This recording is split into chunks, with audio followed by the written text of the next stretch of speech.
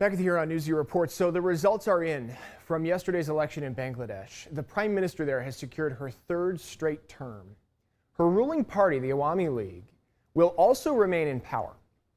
The opposing Bangladesh Nationalist Party only won a handful of seats. It is accusing the Awami League of vote rigging. Sunday's election was also marred by violent clashes. Authorities say at least 17 people were killed during the vote.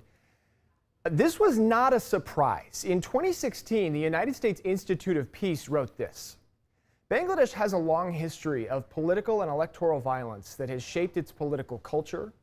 Protests, boycotts, and intense oppositional politics are defining features of Bangladesh's authoritarian and democratic eras. However, the increasingly radical character of the country's politics adds a newfound urgency to strengthen its democratic institutions. So, in short, this wasn't a surprise.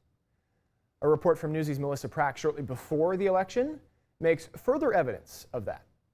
Fahim Shahir is 24 and about to vote for the first time. He isn't convinced his vote will make much of a difference. The election is framed by Awami. Like, they know they will win, and they have the most power of their party. What do you hope to see an election look like in your country? Obviously, the level playing field for every party, and I want that a person can be prime minister for 2 times. Melissa Prax is with me now. So that was a story you did right before this election happened. And one of the things that we have been talking about today is that there is, first of all, this was not a surprise. But second of all, there is some international intervention that has been going on to try to prevent this sort of thing. Yeah. Before we kind of dive in, I would love to kind of talk to you a little bit about the political, how politics in Bangladesh looks like. Yeah. So this election specifically was looking to elect parliamentary members and also prime minister. I think your microphone might be off, Melissa. I'm not sure if we can hear you particularly well. Sometimes it helps to have, things on and going, and hopefully that'll help us hear you a little better. So please get back to it, because this is fascinating. Yeah, I'll just kind of reiterate what I just said then. So this election was for parliamentary election and also to elect the prime minister. The prime minister, Sheikh Hasina, has been in power since 2008. She also had a term from 1996 to 2001. Experts outside of the country and international, rights groups kind of are concerned that she's become more and more authoritarian over time. Part of that is because, from previous elections to now, we've seen fewer and fewer of the opposition party actually gain any traction. In 2014, the election opposition party actually sat out. So they didn't even participate. They were kind of forced to participate in this election because otherwise they would lose their registration.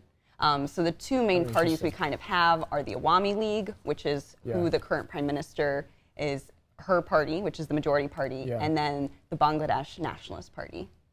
So tell me a little bit about, in terms of what this election might show us about where Bangladesh is headed, particularly in terms of these sort of tendencies to consolidate power and not exactly run fair and free elections. Yeah, so it is interesting because the U.S. attempted to send, observers to this election, and actually right beforehand, all of those observers they didn't get their visas processed in time, so they weren't able to go in. The countries that were able to send observers were India and Nepal, which are neighboring countries to Bangladesh.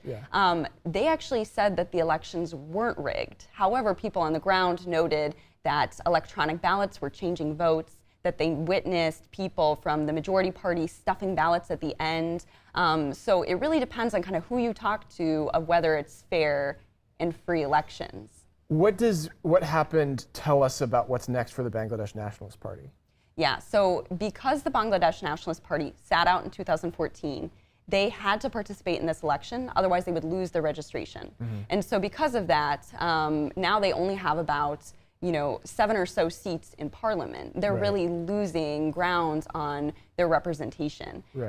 So it's kind of up in the air what will happen to them next, because up until this point, the irony of all of this is that in 2008, there was a military regime that was overthrown.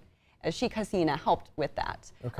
She was helped by her opponent for prime minister, who has been in jail in the past 2 elections, so hasn't actually been able to run for the position of prime minister, which means Sheikh Hasina has run uncontested. Yeah. And same with in 2014, you know, a lot of those positions, all of those positions were run uncontested, which means millions of voters didn't even get to participate in elections. So what that does is you're creating an environment that disenfranchises voters, especially young voters. Like I talked to Fahim because why would you vote if you don't think your vote's going to count? Sure. That is, I mean, that is a major concern for voters there. Yeah. Okay. Thank you very much for your expertise. Of course. I appreciate it. I know that you will keep us updated on what's happening there and the fallout from this latest election. Absolutely. Melissa Prax, thank you. We Thank you. appreciate it. We're going to take a short break and we'll be back on the other side.